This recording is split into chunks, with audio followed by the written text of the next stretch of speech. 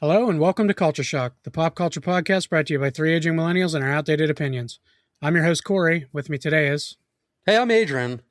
And you ladies remember when you were all stranded out in the forest and you all took the bear? Well, be careful who you wish for. I'm Steve, and why are you so obsessed with me?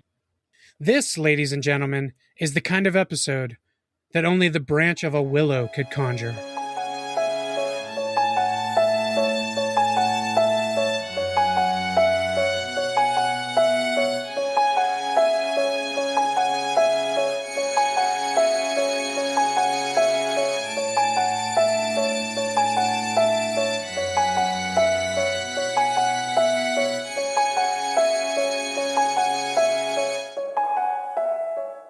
Well, we saw it. These two have been absolutely obsessed with this movie. Annoyingly so. And they made me go see it. And holy shit, am I glad they made me go see it, or am I? Find out right now in this episode we're talking about a movie that I loved. Corey, are you doing a plug at the beginning of our episode for our episode? I am. I'm doing a plug for our episode and I almost said Clive Barker. Curry Barker. Dude, my dad asked me like 14 times. He's like, "Is that Clive Barker's son? Is he related to Clive Barker?" I'm like, "No, he isn't." No, goddammit. Corey's like, "Did I like this movie? You'll find out in 12 seconds." My dad hasn't seen the movie, but he just like keeps coming downstairs to talk to me about like, oh yeah, I watched an interview with him. And yes. I'm like, go watch the movie. It's inciting discussion from people who haven't even seen it yet. Yeah. Yeah. Guys, so we are here today. We are talking about Obsession, the hit 2025 movie from South by Southwest. It was in a bunch of film festivals. Curry Barker, who is a famous YouTuber. Him and Corey, would you say his name is Tomlinson? Cooper Tomlinson, who plays Ian in this movie. Yeah. If you want to check out their YouTube and TikTok stuff, it's called That's a Bad Idea. That's a bad idea. So he did The Chair, which they put into festivals. It won a bunch of festivals. I did watch that. I actually watched that earlier today because I'm not familiar with his work. Corey, I know you have been following him for a while, so yeah, a long time. Probably even a better payoff for you in this movie. Fuck yeah, dude. So we're here talking about his official feature film debut. Curry Barker came out with Obsession. And it's a movie that Steve, Corey, we are all big fans of Cody Leach. Yeah. And a bunch of YouTubers that go to these film festivals. And right away, Cody said, "Hey, circle this one on your calendar for 2026 because it is an absolute game changer." Yeah. Cody said it's like his favorite horror movie of the decade. He was at a film festival and it got dropped on him, I think. Like he didn't even know it was coming. Yeah. Or something like that. Yeah, and he said that was one of the movies when he was at that festival that it was an immediate blackout. As soon as tickets were available, they were gone in a minute. Yeah. That's how hyped this movie was. He said like even Terrifier 3 was there and those tickets weren't even going that fast. Like an established IP that people love. Yeah. Those tickets weren't. Obsession, as soon as they're like, this window's open, sold out. So he told people to circle it on your calendar if you love psychological horror. Came out this year, just this last week. I have personally seen this movie 2 times in theaters already, which is rare for me. There's a very good chance I'll see this a third time before I plan on seeing it a second. I don't do that very often. I've done that with like probably 5 movies in my life. Yeah. So the expectations were high. Sometimes the hype machine kills movies, and I was very much worried about Obsession. I'll be honest. Yeah. First time director, you get like the Long Legs effect where you're like, oh fuck, here we go. A movie that everybody's glazing. And Long Legs did not live up to the hype. No. Yeah, 6 out of 10. Yeah, fair. I ain't sugarcoating it. I thought it was fucking mid, bro. And they're making a second one.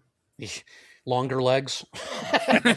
I would say first half of Long Legs, like for me, like a 7.5, and then it goes way downhill. Yeah. But yeah, so we saw Obsession. We got Corey to watch it because Steve saw it one night. I saw it first. Yeah, Steve saw it one night before I did, and he said, I was dude, sucking it off. He was. Like, I haven't seen Steve this excited since he talked about Daredevil, which is every day. Yeah. but it's not very often he gets this hype for a movie. Steve told the whole chat he was comfortable enough to say, go see this fucking movie immediately. You're going to absolutely love it. It's one of the best horror movies I've ever seen. I knew just from watching it that you, Adrian, would love it. I could just tell. Like, I was like, this is going to be a movie for you. Just up my alley. So you have Michael Johnston, you have Indy Navarrete. I'm not sure if it's Navarrete. I think it's Navarrete, but I haven't heard anybody say it yet. I don't know. Just to be different, I'm going to say Indy Navarrete. All right. And this is very much a movie like last year I saw This is a much better version, but in the sense of Together last year, which was Dave Franco and his real life wife, Alison Brie, this is another movie that is very much held up by two central performances. Like this one has a couple more outside members of the friend group, stuff like that, a couple shopkeepers. But this movie lives or dies on two central performances. You have Michael Johnston, who's playing Bear, and he's a character we will discuss at length in this episode, but he's a character that at least starts off sympathetic, right? He's a character-ish. I mean, the first act of this movie, I think he's someone that most of us can relate to. Like at some point in your life, you've had a crush, you've been too kind of scared to speak up, and you wanted more than anything for them to feel the same way about you. I think that is a human like a human thing situation that happens. So I think we can relate to him. I've had that feeling, but I've never been so horribly pathetic about it. Right. It actually kind of bothers me at the beginning of this how sadly pathetic he is. He's a pathetic character.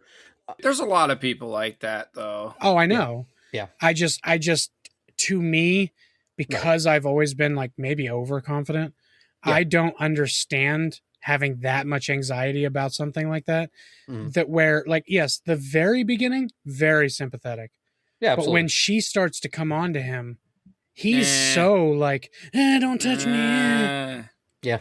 I think Steve and I already take issue with when she comes on to him. No, that never happened. Listen to me. I meant after the Willow.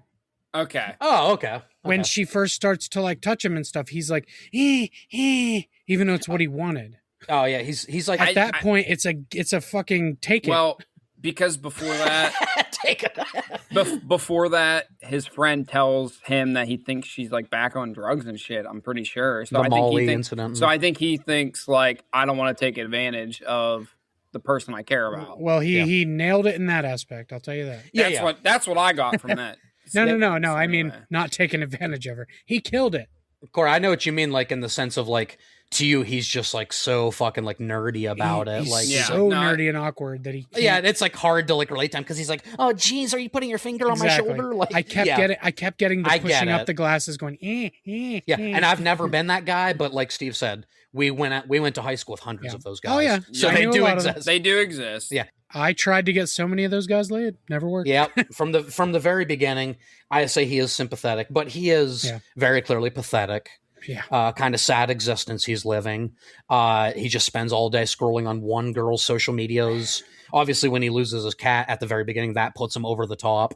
Might be a big reason as to why he made this wish, which the character of Bear, like, I don't, you know what I mean? Like, he made what he thought was a harmless wish. At this point of the story, I don't think he's evil or has sinister intent. He's a nerdy guy that's like, man, I wish she liked me how I liked her. He bought some cheap shit at a store and was like, oh, I might as well try. Since the beginning of time of people knowing about genies and wishes, there's always been we can't give you love because that's a free will thing, because that was a thing that people thought of. Like, well, then I'll just wish for her to love me. That is a oldest time wish, of course, that people would make. Yes. And you know, I used to wonder why movies like Aladdin, Bruce Almighty, when they said one rule, you can't make someone fall in love with you. Why not? Now I get it. Genie didn't want to see that shit. I'm never wishing for that ever in my fucking life. Aladdin fucking nailed it, dude. If I had to deal with Nikki on a daily basis, I would take pills in a bathroom. I would make sure to gag myself because I don't want to kill myself. I'd consider myself the luckiest man in the world if I had Nikki. Oh my god, dude! If I had Nikki, if I was stuck with her all day, man, I'd be the luckiest guy in the world. I don't see why he's complaining. Yeah, dude, I saw so many of those comments. Like, what's he bitching about? What, he gets to fuck Nikki every day? He gets to fuck an entity who's taking over Nikki's body. So as he sexually assaults Nikki every day is what he gets to do. Because she's still in there. It's a 50-year-old dude in the profile picture. It's like a double chin. Yeah. Bro, she's in there. She's in there. One thing I want to talk about real quick is just... Yeah. I was going to say there's a few scenes I kind of want to talk about because of the... They're horrific. Yeah. It's not me. It's not me. Yeah. But I just want to say, like, the lighting in this movie, the use of shadows, like the highlights that they use for her, where it's just dark enough where you, like, is she making an expression? Is she, like, doing something with her face? And, like, the thing about it with her being in there is, like, even when she's shot in all this darkness and shadows, you still see, like, that tint in her eye where it's like a human's in there. Like, this girl is very much behind the scenes, seeing what's happening and having no control. And that's fucking horrific. I don't know on rewatch if I guess people were saying if you watch like near the end with like you can see a reflection in the TV and it's like her reflection's doing something different. Oh, okay. Than her body, and they're trying to say that that's the real her or something. I don't know. I haven't rewatched it, but I might not have. I didn't pick that up. It makes sense for this movie though. Unlike the very last scene. Yeah, but yeah, I would say that I think Bear. He's a complicated character. Yeah. He's not 100% evil. He's not 100% virtuous.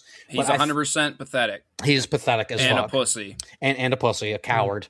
And I think it's fair to say that, at least my interpretation, I think we talked about it a little bit, Steve agreed, but Bear is 100% like the representation of the nice guy. The quote-unquote nice guy who actually isn't that nice. Yeah. No. Like, if given an opportunity, they might do some weird shit. You know what I mean? And they're the kind of people that think, because I'm sweet to you, because I'm nice to you, and I go out of my way to buy you stuff that you didn't ask for, that I deserve your love. I'm entitled to your love. Yeah, like, since you said that, I'm going to just bring up the scene where he talks to Nikki and not the possessed one. And he's like, why is it so hard to like or be with me or what's something so like hard? that? Yeah, what's so hard? She says, I've never been with you, Bear. I will say, I was rooting for him for a while. That was the scene for me personally where I was like, dude, can't fuck with this guy anymore. That's when the I flipped the switch. I was like, no. Yeah. So I will ask, when did you realize that he was like the villain and a piece of shit and you wanted to switch sides? Like you're like, fuck this guy. For me, I think the moment that solidified it, the sex scene was horrific. Yeah. But I think the moment that solidified it was when he was on the phone with customer service. Oh, it was bad. And he was trying to alter the wish, not fix the wish, not save her life. He was trying to alter his wish because it shows that every action up to this point, he has either condoned the behavior or discarded it. The only time he like corrects her is when it affects him directly. Yep. He's been so selfish that he doesn't love Nikki. He loves the idea of Nikki. Yep. This dude wants like a companion sex bot. Like that's what this dude wants that looks like Nikki. He doesn't want the girl. He doesn't know anything about her. Like, you know what I mean? Like for being one of her best friends, he doesn't know what her favorite color is. He doesn't know what her favorite season. You know, it's not the things. If you love somebody, he doesn't learn the things. He's just infatuated with her. It's like being in love with Jessica Alba. You don't know her. Right. You don't know her. She might be a completely different person in real life. You love the actress Jessica Alba. And he does know her in the sense they've been friends. Yeah. But he loves the idea of her more than he loves her. But he idolizes her, who he thinks she is. Yeah, he has something in his head that is not 100% his expectations of who she should be. Yeah. And he does not get that with the wish at all. He gets a different Nikki completely. Yeah. I was going to say, on first watch, when that scene happened, I was more just horrified by hearing her scream in the background. I really wasn't focused on the fact that he was trying to just alter it. But like after I watched it and I really thought about the movie, that was like the big giveaway for me after I seen it. But on first watch, it was not until the part where he talks to her while she's sleeping. Yeah, that I was like, oh god, such a scumbag. That behavior. Scene definitely solidified it for me. Yeah, but I do want to talk about the sex scene because I'm a little confused about it. I want to hear your guys' thoughts. Well, the penis goes in the vagina. Yeah, I don't know anything about that. No. Here's why I say it's kind of confusing. Stay.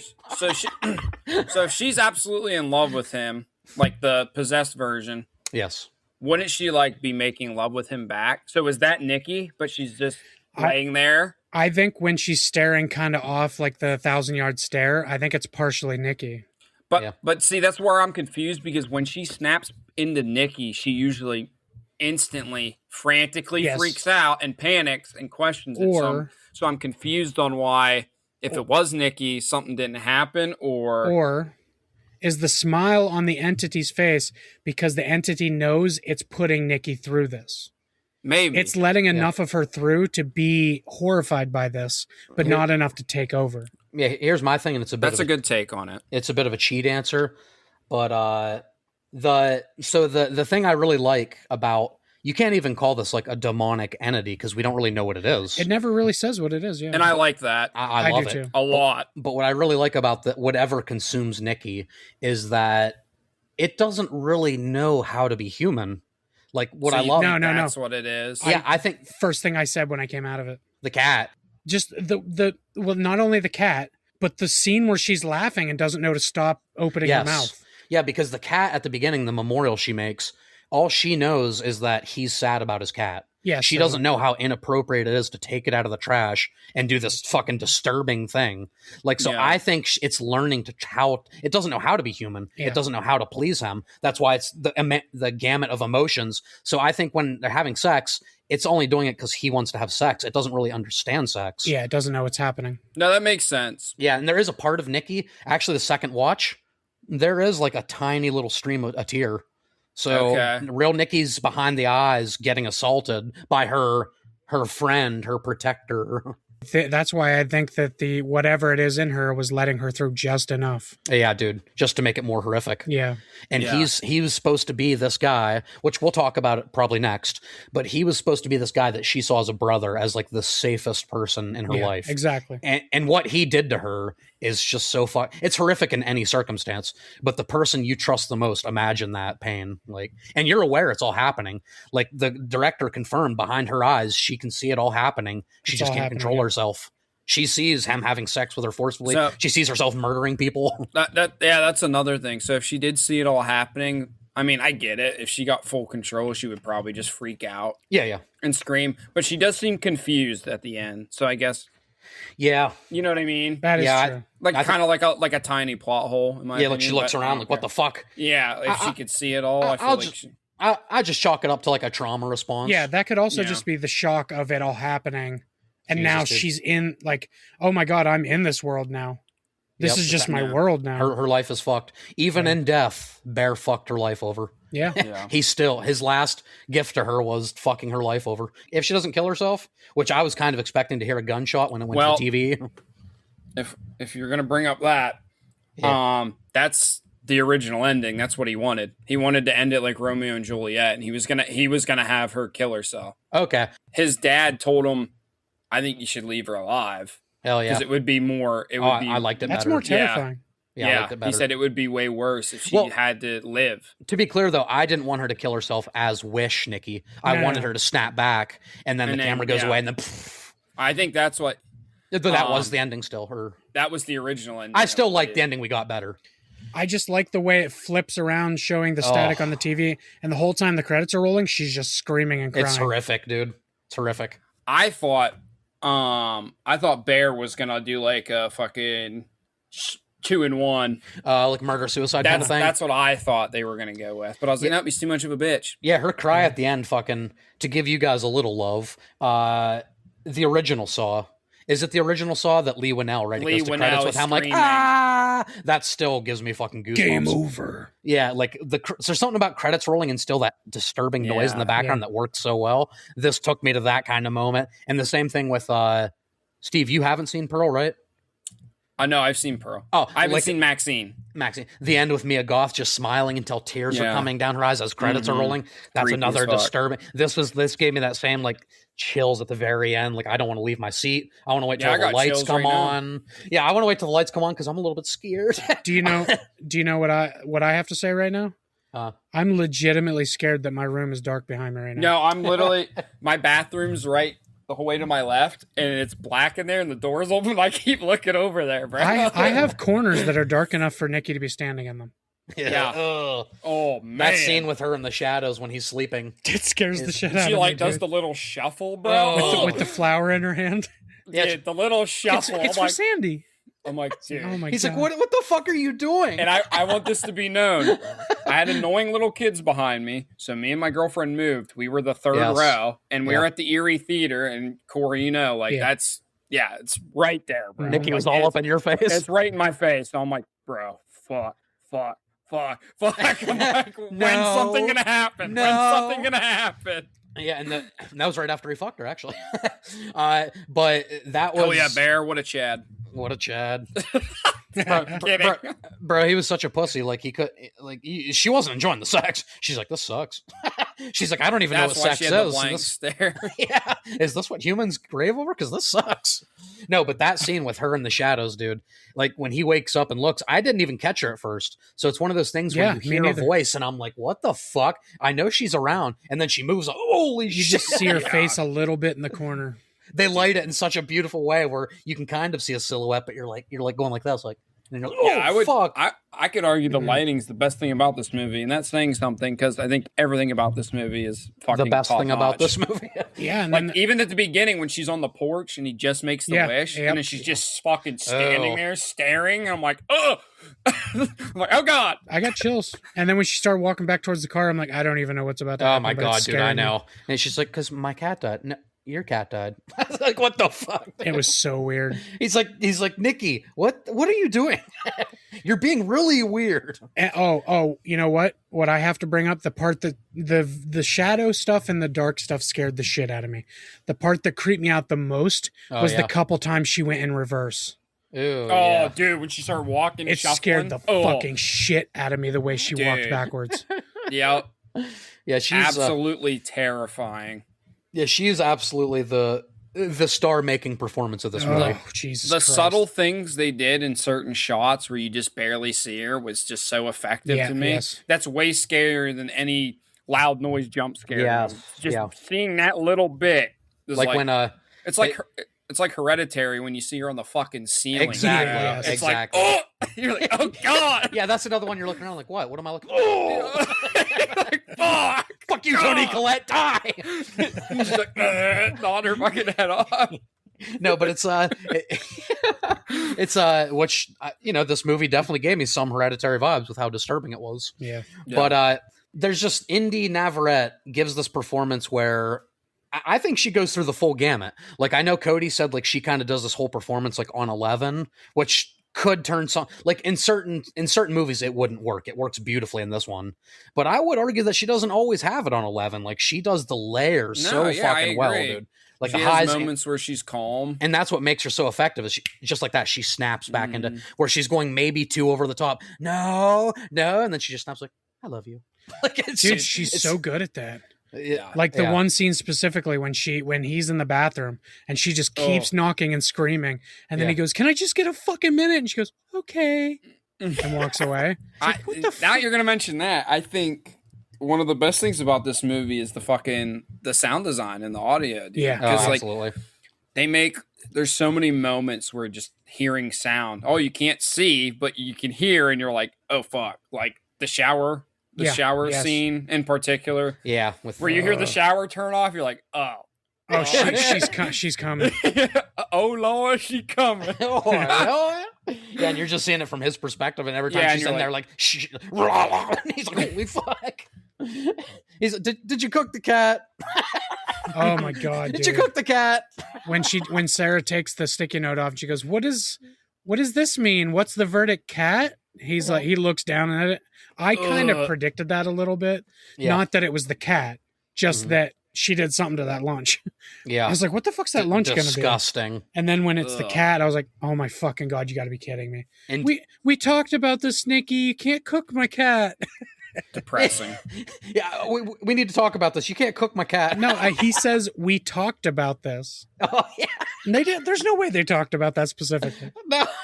Did you cook the cat? I love that. Just through the bathroom door. Please. He's already like in a down spiral and she's freaking out. So he's going for broke. Like, did you cook it? And then when he says, we talked about this, you can't cook my cat. She just goes, okay.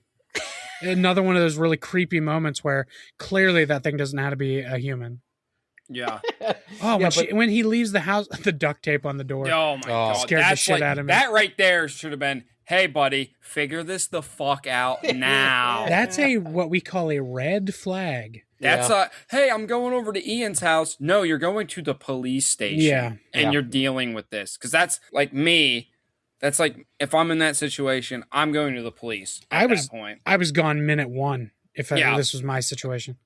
But like that specifically, it's like, bro, it's time. Come on. For sure. Like, and then how she many... just stands there and soils herself. And I see people complaining about that because they're like, oh, his decision making. It's like, bro, he's a fucking coward. That's his decision making because he's a fucking coward. He doesn't know how to get out of it. That isn't us in the situation. Obviously, that would be different. I hate that argument, though. It's like, bro, clearly the character is a fucking coward who can't do anything.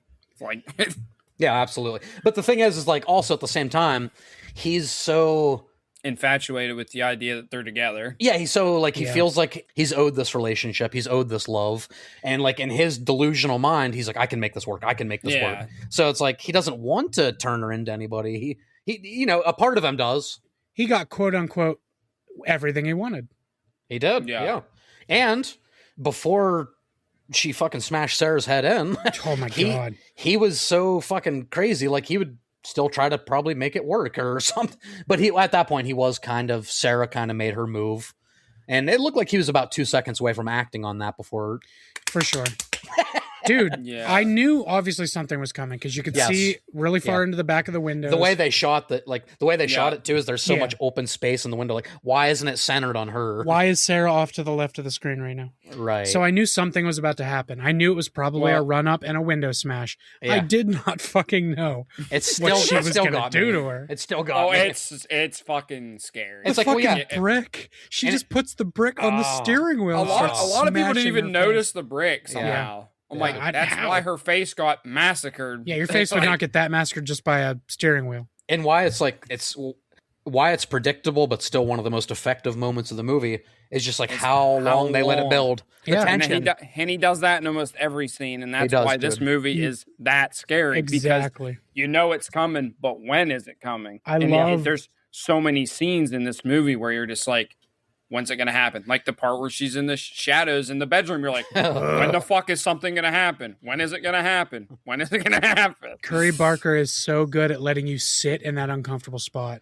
Yeah. And just your mind, he doesn't like a lot of modern directors. Jump scares. A lot of directors will wait 2-3 seconds and then jump at you. Yeah. He sat there for 15-20 seconds while you're wondering what the fuck is about to happen. So your mind comes up with 5 different things that could happen, and then Curry Barker somehow throws the 6th thing you didn't see. Yeah. I don't know how he did it because I'm very good at predicting horror movies, and I didn't predict shit in this one. So like I love, except I obviously knew Sarah was about to get attacked and maybe killed. Yeah. And but the way she did it, and then I love that it keeps showing him, and every time more blood shooting on his face, and then at the end of it, she just goes, "Oh, honey, no, don't cry," and she runs over to the other side. Oh my god! Yeah, it has very this movie. I don't know his whole directing style. We'll see more of it, but he gives me like mean-spirited Ari Aster, maybe Filippo Brothers, very mean-spirited type of movie. Yeah, which I like. Sometimes a bleak movie is like the ending of this movie leaves you fucking haunted, like we said. Yeah, and this movie obviously doesn't have too many moments that are like, gory, but that one alone is all this movie really needed. That's really the only gory moment, other than setting her body up naked on the chair. Yeah. And her face is still smashed. Gone. Putting her fake tattoos on. Oh my god. Yeah, I was gonna bring that up. Did you guys notice she wanted to be more like Sarah because with the tattoos, even her hair, and she started smoking. But the movie just in general, like the thing you notice from the first act is the movie strikes like this beautiful balance between like genuinely funny but in an uncomfortable way, and it like flirts with that and with the disturbing like material that we see. But it's like we talked about, like cooking the cat. It's like you shouldn't be laughing at that, but the delivery and just how tense the moment is, you're laughing. The fucking duct tape on the door reveal, my entire theater fucking lost it. Everybody was laughing because like he walks past her and his eyes get big and you think it's just him realizing his situation, and the camera turns and there's this duct tape door and it doesn't work. Not at all. She stands there all day, shits and pisses herself. And yeah, which is that's another thing. It's like that was another scene where it went on, and you're just feeling the cringe and you're feeling gross, just hearing it, seeing it hit the fucking floor. I knew. I actually thought at that point this movie was going to go a weird direction where she was a pet, because that's what a dog will do when you leave the house. They'll just stand there and stare at the door. Yeah. So like I thought, oh my god, is he kind of turning this into like she's like a dog kind of? Like she's so loyal to him that that would have been a completely different movie. That would have been but I'm glad it didn't go that route. But I thought that's where it was going at that point. Then when he comes home and she's got like vomit all over and shit, and he's like, Nikki, what are you doing? She goes, oh my God, I should shower. And then she just walks in the bathroom. Yeah, just like, because the concept on its head, like it's not breaking, it's not like, you know what I mean? It's not reinventing the wheel. It's like it's a simple concept. It's a monkey paw trope. It's a simple story of a guy who has a crush and makes a wish. But like the way they do it, with what I really liked about the movie is it seems like it's the intent of the wish is what makes your experience. Because we see people had a great time with it. We've seen people where the wish has worked online and they're happy. The merchant at the crystal store, the guy, he says he used his wish and he's happy. So it just depends. Ian's would have made him happy if he hadn't gone to that house. Yeah. So it depends on the intent of your wish. And the second that his wish came true, Nikki lost her fucking agency. He took away her choice, her consent. And so it was a fucking sinister wish that seemed so playful. Like it seems so childlike on the surface. Like I wish she loved me like I love her. And then, well, he should have worded it different. I wish Nikki Freeman loved me more than anybody in the fucking world. That's why in the genie lore, they won't do that. It's one of their rules. Mm-hmm. Because taking away that free will and making them basically a sex doll slave, took away her autonomy. You can't even fathom how much of a fucking violation that is to a person. Yeah, dude. Especially, like I said, the person she trusted the most in the world. Like I think that makes it worse. It makes it way worse. It's like, because she had this relationship with Ian where they were kind of hooking up, they're fucking. Yeah. Sarah's her friend, but obviously Bear is the one she can come to. And Steve and I agree. Corey, how do you feel about the first act of the movie? I get brother sister vibes from her. I don't think she liked him. There's a lot of people that thinks that if he would have admitted taking a shot. Yeah, like she might have. I think she wanted to get the uncomfortable conversation out of the way. I think she wanted to be like, hey, I'm well aware that you're into me. It's obvious, but I want you to talk to me about it. Right. So we can remain friends. She 100%, because she was hooking up with Ian and hiding it. You wouldn't hide it from your best friend if you didn't know they liked you. So she clearly knew somewhere down there that Bear liked her. And it's very obvious he has feelings. Oh, for sure. You can usually tell those guys, but a lot of those women, and it does go the other way around, but it's more often a woman with a guy on the leash. A lot of times they will just kind of try to coast along and not ever have that uncomfortable conversation. Oh, of course. Instead of telling the guy, hey, look, just so you know, you're my friend, that can push them away too. Yeah. And so I think she was kind of stuck. Well, because I was going to say, in my opinion, I mean, I think this happens quite often too. Mm-hmm. I mean, I'm not trying to paint her as bad, but a lot of times women and even men would like knowing that their friend is into them, because it's just kind of it's an ego boost. And it's like, oh, well, I know how much he cares, so I can kind of get away with like more with him. Oh, that's definitely true. Yeah, they're your puppy dog.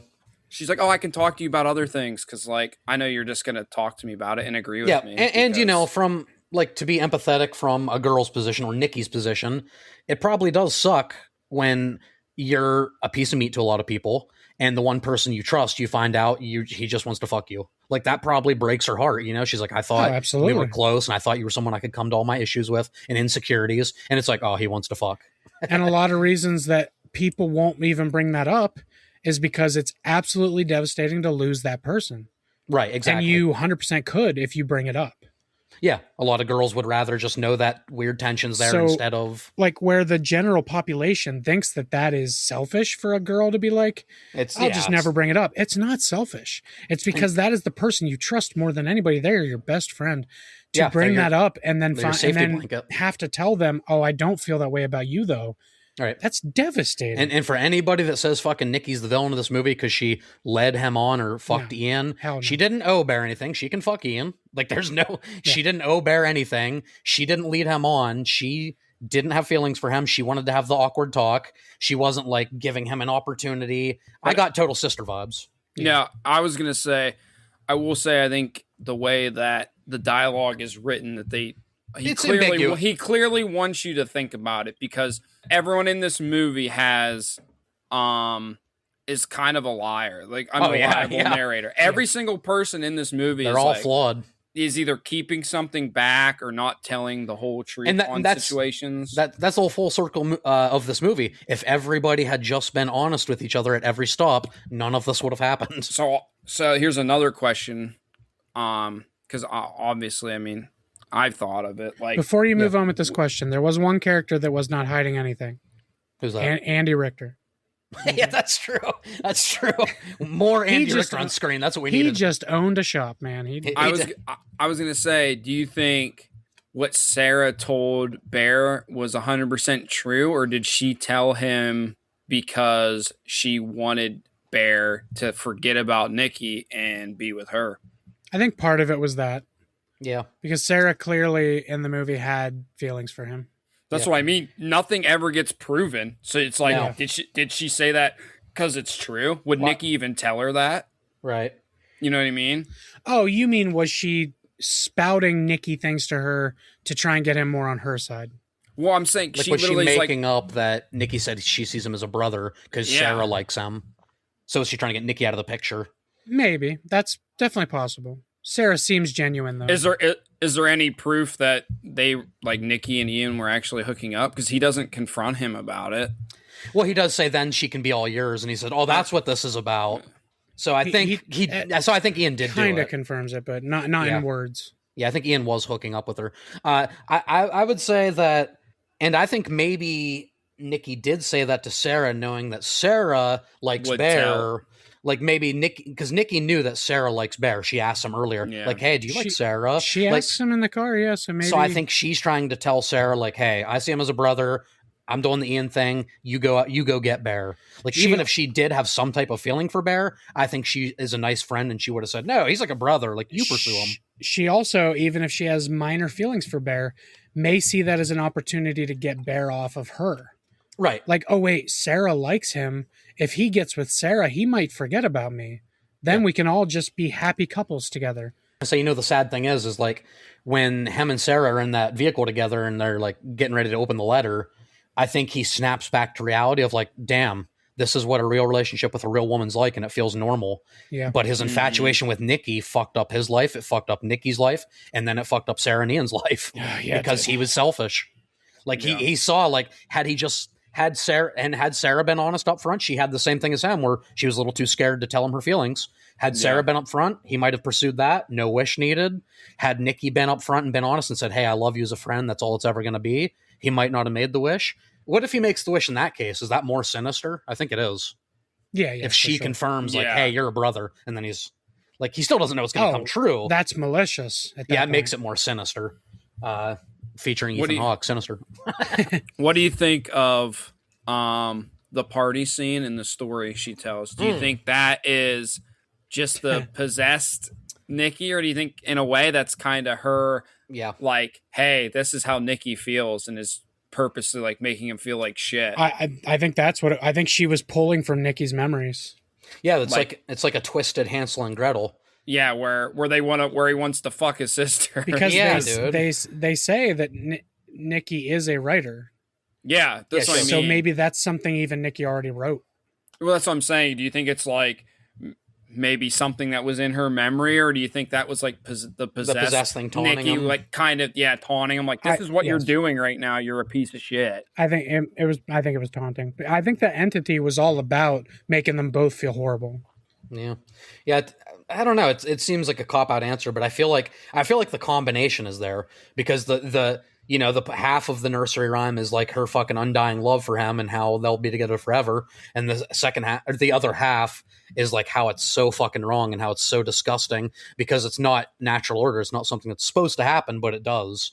So I feel like they're both in there somehow, kind of like battling it out. Yeah, and that entire sequence is fucking bone chilling, but it's that's a gross ass story. When she walks around the table and walks behind the chair and just stands there for like 20 seconds. And that's the dark comedy that's so good. Yeah.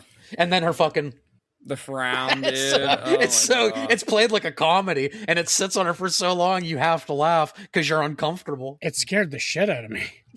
It scared me when she walked behind her. I was like, oh, she's dead. Yeah. I legitimately thought I was about to watch everyone there get slaughtered. I thought that's what was about to happen as soon as he read kiss the person on your left. I'm like, oh, that's fucking done. It's done. It's like, oh, she's getting brutally murdered. They're all getting murked right here in this living room. That one guy, he wants to sit by Nikki at first. He probably regretted his decision. He did. Yeah, I want to sit by Nikki. You could tell. As soon as he sat beside her, she started making... He was like, okay, never mind. That entire sequence is probably the best example in the movie of how the awkward humor works so well. How they elongate it. Like, they let her read that story for like 3-4 minutes, and everyone's just staring at her like...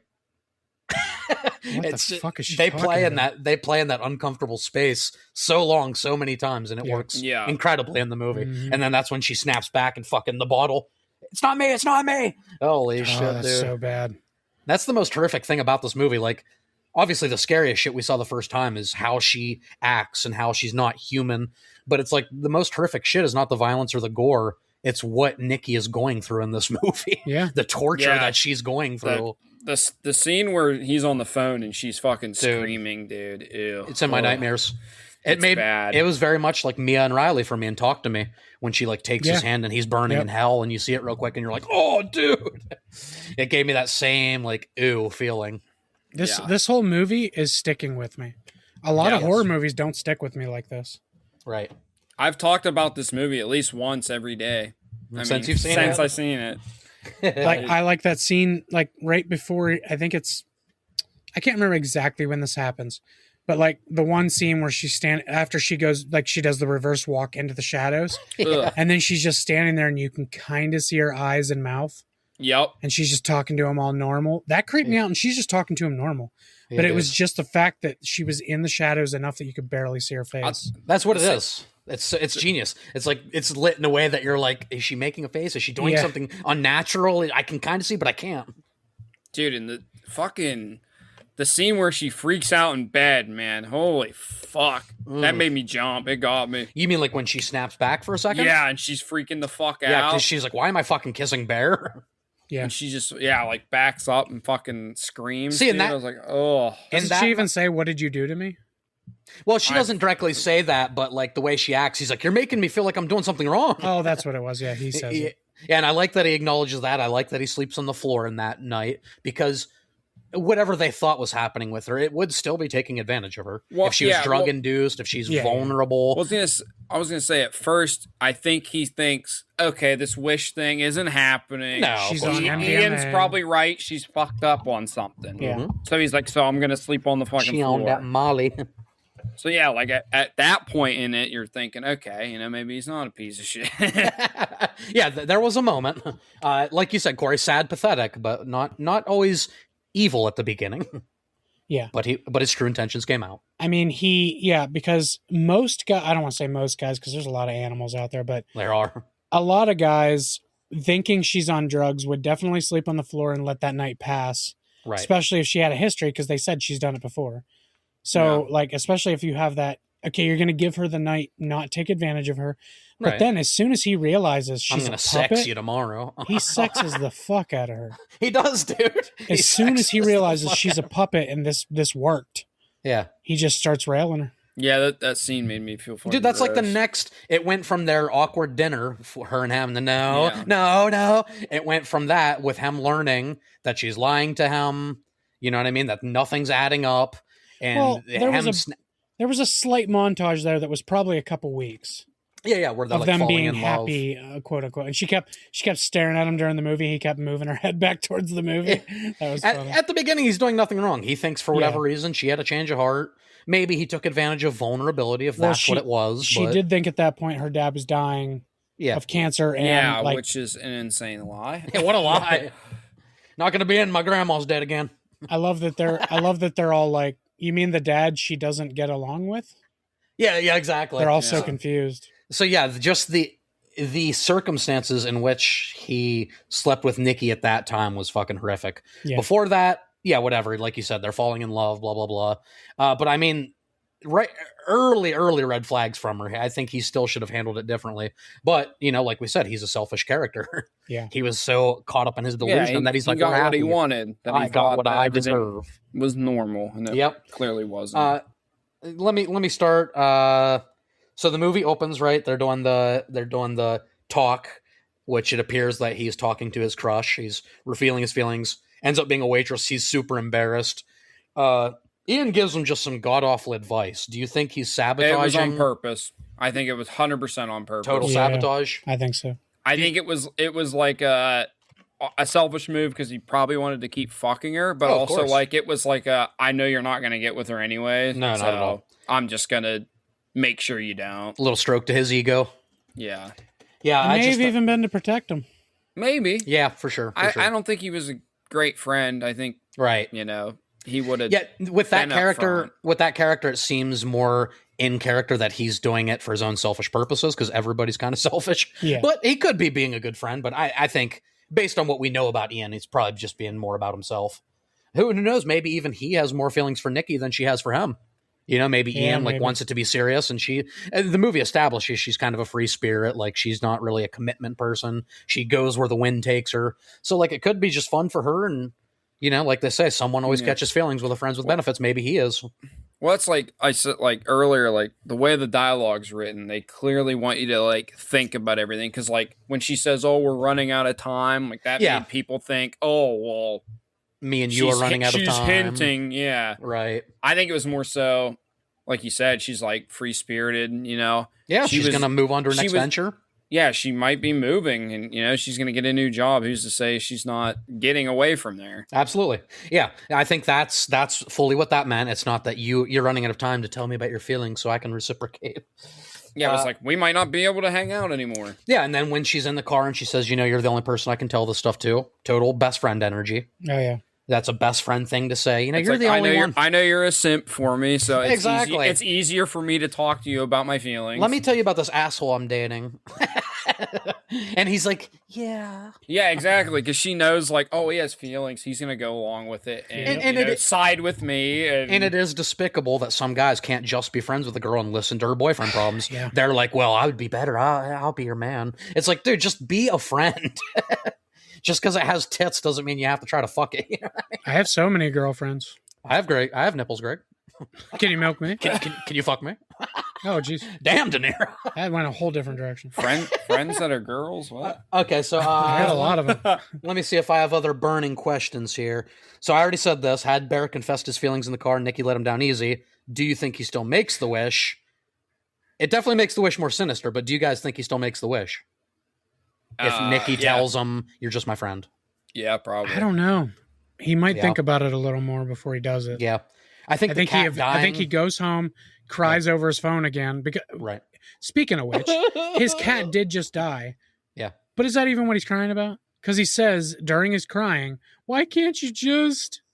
He says those words. And he, like, pretty much the day after he gets with her is right when the cat died, and he's super happy. He just cares about Nikki. Like, he does care about his cat, but I think there's a mix of reasons he's crying. Just because he's, like we talked about, he's kind of pathetic. Before he makes the wish. No, I'm just saying, like, there's just, I think it's an amalgamation of he's just a sad person. Oh. That cat is, beside his tiny friend group, that cat is probably, like, the only communication it's his only friend. Yeah. Oh, I understood. Yeah, I think the cat dying was what sent him over the edge of, like, making the wish, even though he never knew it would be this fucking sinister. Do you think? I think he would have made the wish regardless. Yeah, I agree. Because of the circumstance, maybe he would have made it no matter what circumstance. But him losing his cat, I feel like, was what put him over the edge. To me, I made the note that I feel like what's happening to Nikki, based on the couple context clues. Kind of, to me, it feels like a sunken place from Get Out mixed with, like, what's happening to Riley and Talk to Me. Yeah. So there is, like, she's behind the stair. She, like, in Get Out, they're there. Yeah. They know what's happening, but they can't control it. I compared it to, like, purgatory. You know how they say, like, you're stuck and you can keep, like, seeing the same. Yeah. I kind of thought of it as, like, a purgatory. Yeah.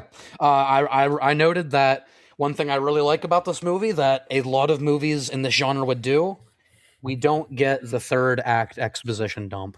Yeah, like, I'm glad. I'm glad that we get nothing about. We don't need them going and exploring the roots of the One Wish Willow and finding the person who made them. And you know what I mean? It's like all he does is he looks on Google real quick, he sees some mixed results, and he goes to the shop. That's as much as investigation as we get.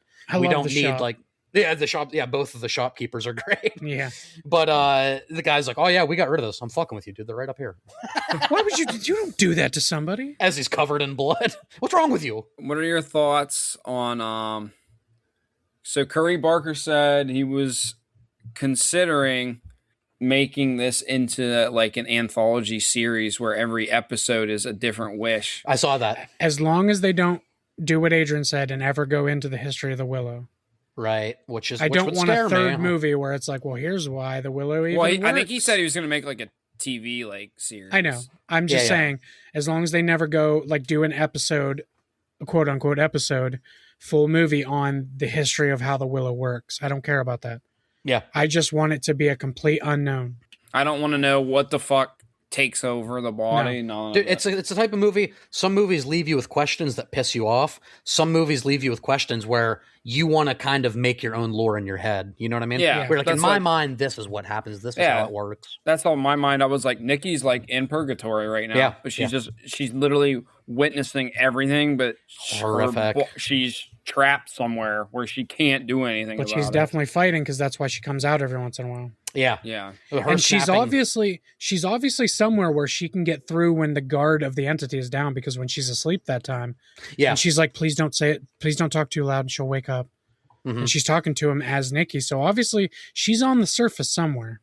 Yeah, she can break through at tiny moments. But what if that was just the possessed entity and was trying to see how he would react? Oh, that's true. It could be like a loyalty test. Like, yeah, I like it more that it was Nikki, but I agree. Me too. But there's a chance. What if she's fucking? What's you're in eternal torture? But what's so bad about loving me? Let's make this about me. Yeah, not you. Now, what was he thinking going to see Sarah? How fucking stupid is he? Bad idea. And not telling Sarah, hey, drive while we talk. Right. You pressing Nikki beside him. She was gonna run at her like the T-1000, dude. Or she'd be crawling up on the. I was thinking more Benedict Wong doing the Naruto run with his giant eyes. Oh yeah, weapons. Yeah. Freaky Nikki. Don't call me that. Why would you call me that? Also, I made a note. It's consistent with his character, but I do not think Bear tried enough at the end of this movie. Like, if I was him, right, Ian just wished for $1 billion, which came true. You buy every one of those fucking willows, you go to strangers on the street, you say, I'll give you $1 million if you say, I wish Bear never wished that. Like, you go to every person on the street. Like, if you're really trying, you could have done something there. Well, that's kind of the theme of the whole movie. It is. He just doesn't put in the effort in anything. He doesn't put in the effort to ask her out or confess his feelings. He doesn't. He's a lazy coward. Yeah. Pathetic. Fuck you, Bear. Great performance. I will say, I think Michael Johnston, even though he said he didn't think Bear was a true villain and there's a bit of a gray area there, which I don't agree with, but I will say I do think he really knew the character, because the scene of him trying to throw up the pills, he added that. That wasn't originally in the movie. He said, what if Bear still couldn't do it, wouldn't kill himself, and it tries to make himself starts to change his mind. And his final moment of sanity before the wish, which again, another great piece of sound design. When you hear him in there with the pills and gag, you hear you hear it in the back. You hear the noise. You hear the music from when it's taken out, and then you hear the snap. So good. And then as soon as I heard the snap, I knew what was wished for. Yeah. Yep. It had that same weapons vibe. As soon as that twig breaks, you're like, oh shit, what's about to happen? When that happened, did you think he had thrown them up and they were gonna like live happily ever after, all demented, or did you think no? Because he hadn't even really gagged once. He kind of like started to, and then stopped. So no, I knew he was going to go out there. They were going to be in love, and then he was going to die. And I actually said in my mind, "Oh man, this is like Romeo and Juliet." Yep. Because he's going to go out there and die. She's going to snap out of it and kill herself. That's exactly what I thought was going to happen. Because it is already established at that point that if he dies, it'll break the spell. Yeah. Yep. So I thought it was going to be like maybe the entity can't live without him, or she'd break and kill herself. Yeah. Either way, I thought she was getting shot. That's what, when it happened, I thought she was going to go to pull the trigger, and then like she was going to just snap out of it. That's what I thought was going to happen. Like right as soon as before the possessed version pulled the trigger. Real quick, like maybe you start to hear the gun being pulled, the trigger, because you can kind of hear a little bit of a mechanism. And then she snaps back into Nikki and her eyes go wide as she's shooting. Yeah. So she was Nikki for a split second at the end.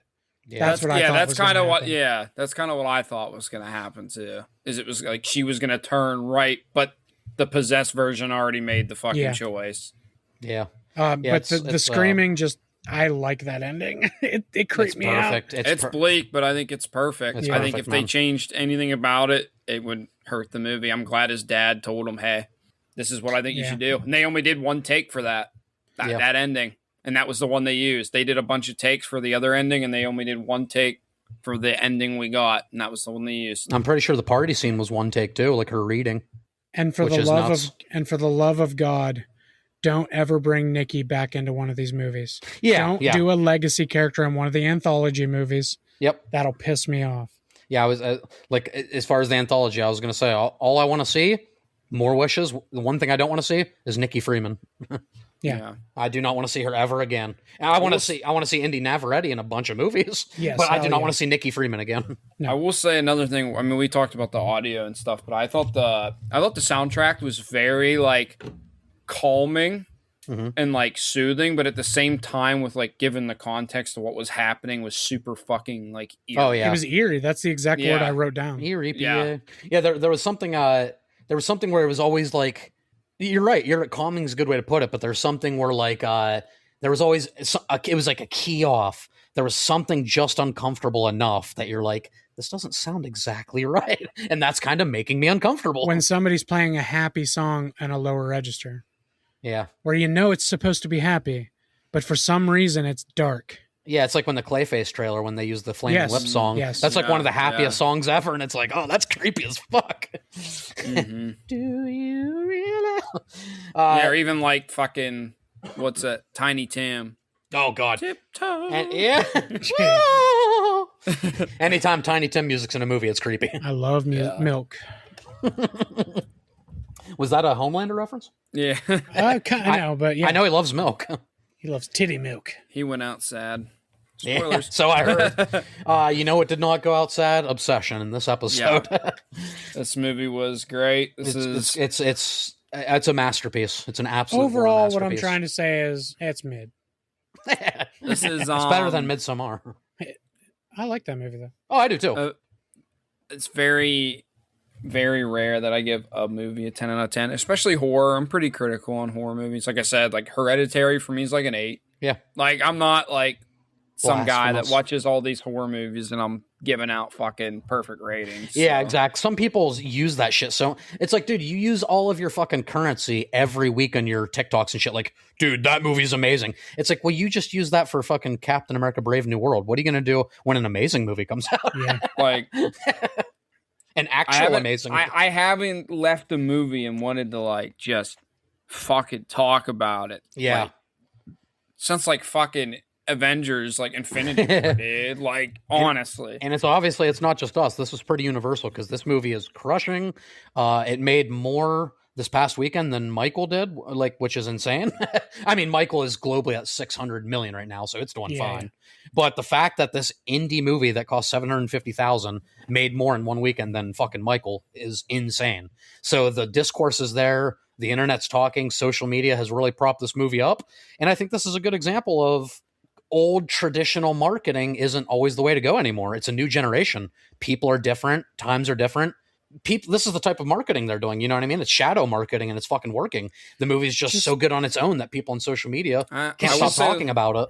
I will say the word of mouth, though. That's what it is. Like I wouldn't have seen this movie if I wouldn't have watched fucking Cody Leach's podcast or YouTube. Like, he's literally the sole reason I watched this. Like, him, his co-host on this podcast, Chuck the Movie Guy, they both were fucking glazing it. Yeah.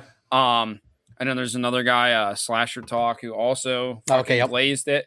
And I was like, all right, I have to see this movie. So, like, if it wasn't for them, I probably would have skipped out on this. Even with all the good ratings. Like, I probably would have fucking not seen it. And I didn't even know this movie was out till you guys told me to go see it. And I'll bring it up. I'm going to do it. What is it? like a movie last year. Yeah. Everyone was loving it and glazing it to the point where it's like, I have to see this fucking movie. So I went and seen it. You're talking about another movie that lived up to the hype? Yeah, but that movie didn't live up to the hype for me. This one was absolutely lived up to the hype. We're talking about Sinners, by the way. Yeah. No, we didn't have to say it. But this is an audio podcast. Yes, we did. No. What's understood ain't got to be explained, Lil Wayne. Yeah, we didn't have to explain it. It would have left all the viewers wondering forever. What movie? That doesn't work as good with a podcast. It pisses people off. No, it would have worked. It would have worked. Corey blew it. Well, I made it better. Technically, the best horror movie of 2025 is Obsession, because it is a 2025 film.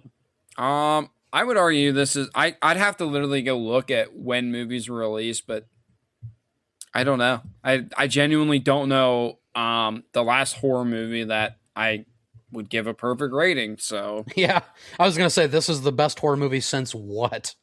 Like what? Since 1979 when Alien came out? You know what I mean? Like, right. Or 82 when The Thing came out? You know what I mean? Yeah. I will tell you, there's no horror movies in the past that I can even think of that made me feel so uncomfortable like this one did. No, I know. This is like a long-lasting effect. Dude, my girlfriend has messaged me every day since we watched that movie and was like, I don't like sleeping without you here. I keep thinking about that movie. It's fucking... dude, I have corners. I hate it. I know. I keep fucking looking at my bathroom. Good for you. Way to brag. You have corners. But 4 corners and a ceiling. Oh, shit. Like, Homie. how often do you, like, watch a movie where just everything about it is at the highest level? Just works. Like, it's just at the highest level. It works. It doesn't happen. Most scary movies have a fucking terrible third act. Yes. Almost always. Yeah, dude. They go too far into lore. Dude, if I can be honest, like 2010s, 2020 horrors, it's just, for the most part, it doesn't always hit the same for me. But no, me either. That's what I'm saying. Obsession's an all-timer. I think the last horror movie I would give close to a perfect rating was probably It Chapter 1 for me. Yeah. That's probably the last one. Since then, for me, Hereditary, Parasite. No. Parasite's awesome. 2020s, though, that's hard for me to come up with, like, almost... Like in all the 2020s. I think the closest one for me was Weapons, and I gave that... Yeah, we love Weapons. I gave that like an 8.75. I didn't even give it a 9, so... Right. Man, that's true. I mean, I could look at a list. I loved When Evil Lurks, but that's like an Argentinian film. Barbarian definitely makes you look at your basement a little different. Nope. Barbarian and Weapons, yeah, both great. Zach Kreger's movies are amongst some of the peak of 2020s. Yeah. But like, this had the cinematography, the way the lighting, everything, the way everything was shot. The performances. You have two great performances. Yeah. The most disturbing shit you've seen in a movie in years. Yeah. The most unsettling, the way the tension, like the way they build the tension in this movie is like no other. Like I said, you never know when something's going to happen. You think you know. Yeah. And it just keeps going on. You're like, what the fuck? And then you start panicking. Your brain's like, what the fuck? Like, when's something going to happen? Yes. I'm scared. I don't know what's going on. I told my wife, because she doesn't love movies that make her feel panicked. Mm-hmm. I said, this movie is an almost 2-hour panic attack, so you're not going to like this movie. Yeah. That's what it is. And like I said, on top of my creepy fucking weird situation where I thought I was going to get shot up in the theater, dude, I went to Olive Garden after for my birthday dinner. Because everybody's family. And I literally like was looking at the menu, and I shit you not, dude, my fucking hand was shaking so much. And I don't know how much of it was the movie I experienced and how much was I think I'm gonna die, but like I was like, God damn, dude, I was shook. At least you would have died watching Obsession. Yeah, watching a masterpiece. Imagine that's your last movie you ever see. I'd die happy. I told Katie that. I told her I was gonna die, and she said, oh yeah, you want to die in the theater? I'm like, that movie might be worth it. As soon as the camera pans up to the TV, dude. Here's what I say. I never thought I would be giving out a perfect rating to a horror movie in 2026 because I'm not that fond of new horror in general. Yeah. I also didn't think that I would be looking at my top 10 horror list of all time and be thinking to myself, where am I going to place this movie? Yeah. And that's where I'm at. That's where I'm at. Yeah, man. That it's probably in my top 10 ever list. And that's just insane. And it's like anything. When you play a new video game, you just don't expect it to hit like some fucking game. Expedition 33. Yeah. It isn't like you're going to play some new game and expect it to be in your top 10. Like, no, of course not. Yeah. Like blow you away like when you were, a kid growing up. But somehow, sometimes someone breaks is so through. Goddamn good that they give you something like this. Absolutely. Yeah, all-timer is the word for it. Like you said, I don't know where it would rank, but this is an all-time horror movie. If you're somebody who wants nonstop jump scares and nonstop blood and gore, this is not your movie. You're going to go and say, I thought that movie was overrated and kind of boring.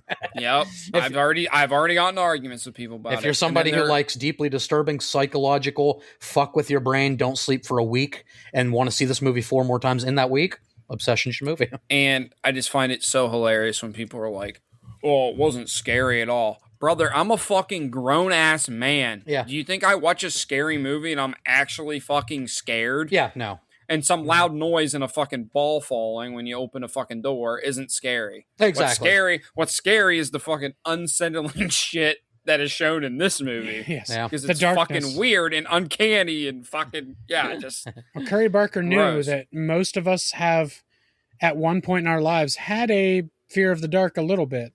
Yeah. Fear of what's in that corner, fear of what's in that closet. And he just made a whole movie off that one fear. Yeah. And the fear of being with a fucking psycho. Well, and then you realize that you're the psycho. Well, we've all been there. Yeah, he said it just started with just him having an idea for someone being obsessed, but like he watched an episode of Simpsons, he said, and he was watching Bart make a bunch of wishes with a monkey paw. That's what convinced him to do the wish. The wish element wasn't originally part of this movie.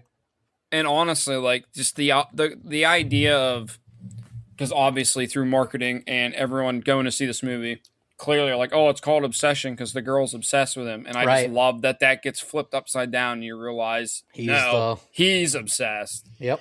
I just love that. It's so simple, but it's just so good. It's great. Yeah, and it's like you can see, the movie is so good because you can see it from so many perspectives. You could see some guys saying like, oh, she's crazy. She's like, this movie's about a crazy fucking ex-girlfriend. That's what this movie's about. Yeah. You could see other people saying like, this is about somebody losing their autonomy and their consent. You could see some girls saying like, this is about another person that you thought was a good friend who just wants to fuck you. And that's the horror, is like men are kind of pig. Like there's so many toxic relationships, codependency. There's so many ways you could take this movie, and that's everybody takes something different out of it. And that's the way it was, written brilliantly. Yeah, because he wanted it to be open-ended. Yeah. Most of the dialogue feels open-ended, and you can take it in different ways. And I love the way he talks. So many scenes, everything about it. Like the one interview I think was with Collider. She asked him, she's like, so I have to know, like, before you made this movie, did you have a One Wish Willow like Bible? And he's like, what, you mean like a comprehensive how the rules work? She's like, yeah. He's like, nope. So I think it's better that way. He's like, I know there's some cool lore there. He's like, but I don't know what it is. That whole phone call with the customer service was great, though. Oh, dude. Oh, my God, dude. Where he's like, so do you, he says, can I, like, alter the wish? That's not really how it works, man. Which that was Clive Barker. But you can put in a... Clive, you did it, too? That was Curry Barker on the phone. It was Curry Barker's voice. Yeah. And he's like, so... would you like to put in a cancel request? Yeah, a cancel request. Yeah, we can't really do that. He's so nonchalant. Hello, what's up?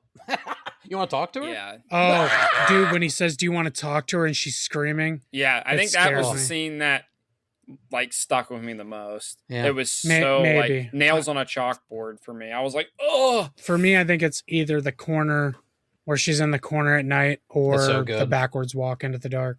Yeah, the backwards walk was fucking creepy too. It's just, dude. The screaming is. It was just the idea that it is, bro. The idea that's her in agony.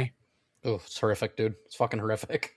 I think that's what stuck with me the most was probably both of her screams. The one on the customer service phone and the one at the end. And it makes you wonder, like, how's this guy have access to that?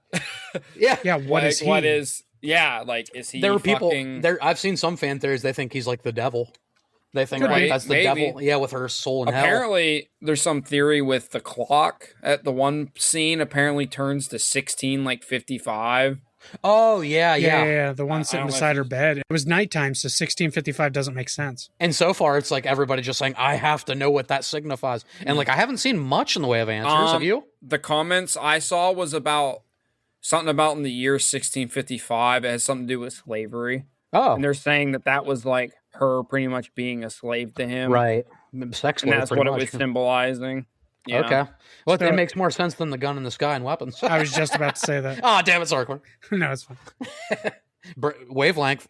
Hey, come on. That was him. That was them symbolizing that the kids were weaponized at that exact time that night. Come on. It's not that deep. Everybody knows You're right.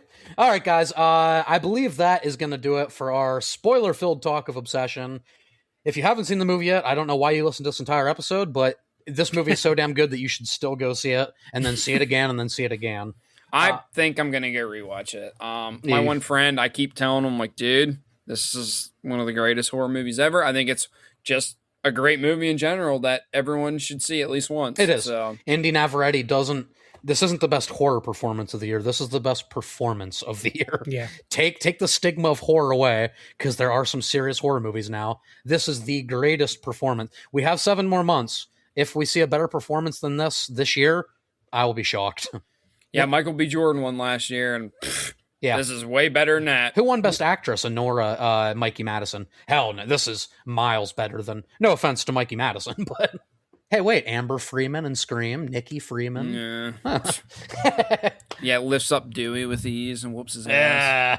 Trash. It's an honor. All right, guys. Get in the fucking bin. All right, guys, that is going to do it for our spoiler-filled Obsession talk. We could do this for another 3 hours if we just sit here and keep recording, so we have to cut it off somewhere. Like I said, this movie has been uber successful. It has made so much money on its budget. Keep helping that. Keep supporting projects like this. Because when you give money to these kinds of companies and these YouTubers and these people that are just passionate about fucking film, you get a movie like this that you can see the passion on every level. He fucking directed. He was the head writer. He was the head editor. So Curry Barker deserves a shit ton of credit. Watch all of his shit on YouTube. He's incredible. I can't wait to see what he has coming. That movie with Aaron Paul and Bryce Dallas Howard. Yes, and maybe Texas Chainsaw Massacre somewhere down the pipeline. And yeah, watch this movie for Indy. Indy, she's absolutely a scene stealer. She's amazing. And other than that, guys, if you enjoyed this episode, thank you, Steve. I guess I should thank you first for being a special guest tonight. Thank you for being here. I know you want to talk about the movie some more. Baker Reviews. The Dead Channel. I had to be Mike. he's not here. I wish that somebody would wish that I would make YouTube content again, because then I'd be forced to. You have anything to break? I'm not doing that. Hold on, guys. I have to make a video right now. I wanted to buy one because they were like $6 and they sold out so quick. Yep. Yeah, Corey, don't and now they're on eBay for $100, and I'm like, fuck you. That thing's cheaply made. I'm not spending $100 on it. Oh, guys, real quick before I finish the plugs, one wish. What do you getting? Go. I'm gonna wish for Gears of War E-Day to be the best Gears of War game to ever come out. I want it to win Game of the Year and to be recognized by all as an all-time classic. That's your wish? Yes. You live a simple life. I like it. I wish John DiMaggio would hear a voice that I do and take me under his wing and teach me everything he knows. Hey, that's Marcus Phoenix. Yeah. Hey, it all comes full circle. No, that's Bending Rodriguez, okay? And Marcus Phoenix is better. And for me, I'll tell you guys my wish in the final line of the podcast, so stay tuned for that. But yeah, as Steve mentioned, other than rating us 5 stars, if you enjoyed this episode, which is the greatest way to help us grow, helps get us in the algorithm into more ears. If you enjoyed this review, if you enjoy more content like this, we have fucking 5 years of a backlog, so we got plenty to listen to. Culture Shock Podcast, rate us 5 stars wherever you get it. Leave us comments so we can read them out during the episodes. As Steve mentioned, my currently dead YouTube channel that I would like to get back up is youtube.com/Baker Reviews. Baker Reviews. Thank you as always, Stike. Meave? I don't know what's a better name for you guys. Your slub couple named Meave. Thank you as always, Meave. Meavin'. All right, guys, but other than my YouTube channel, Mike, if you guys are more of a musical flair to you, you can check out Mike's project that he does with Ben, our music guy. Thank you, Ben. That is youtube.com/filthyanimals2025. They got a couple songs on there right now. They got a bunch more coming down the pipeline. I'll let Mike talk about it next time he's back. But yeah, that's Filthy Animals 2025 on YouTube. Other than that, guys, speaking of Ben, we want to thank our lovely patrons who make this possible. You guys can sign up for as little as $1. There's a $1 tier. There's a $5 tier, a $10 tier. $5 tier gets you in our Discord, lets you chat with us, lets you vote on monthly polls, usually bad movies, but sometimes we do video game stuff, TV stuff related. So join our Patreon, help us keep the lights on over there. And we would like to take this moment to thank our pre-existing lovely patrons, which are Cam, Bobby Jean, Squigums, fucking Steve. We got our OGs, Tim and Josie, that have been around since the beginning. Fucking love you guys. And we have our biggest contributor, which is Amber. I'm not sure who that is. That would be Mike's wife. Our biggest contributor, Amber, and our OGs, Tim and Josie. Love you guys. Thank you so much for supporting. But other than our Patreon, other than the YouTube stuff, Corey, where can they go on the social medias to find us? Yeah, on Facebook, it's Culture Shock Podcast. On Instagram, it's Culture Shock 21. On TikTok, it's CS Podcast 21. And on Twitter, X, where I don't spend a whole lot of time anymore, it's also CS Podcast 21. Come on over there and follow us on all the socials. It really helps us out because that is where I put the announcements for all of our episodes and random movie news and trivia and polls. I do all kinds of fun stuff. And I've recently been doing a lot of TikToks. I've been doing a lot of weird blind rankings. It's just fun. And every Monday and Wednesday, I do a Pokemon opening till I can't afford it anymore. So come on over there and check those videos out. Give us a good rating on them and share them, comment. I love talking to all you guys when you comment on those. And with that all being said, that's going to do it from all of us here at Culture Shock. Thanks for listening. I wish Nikki Freeman loved me more than anybody in the fucking world. Bad wish.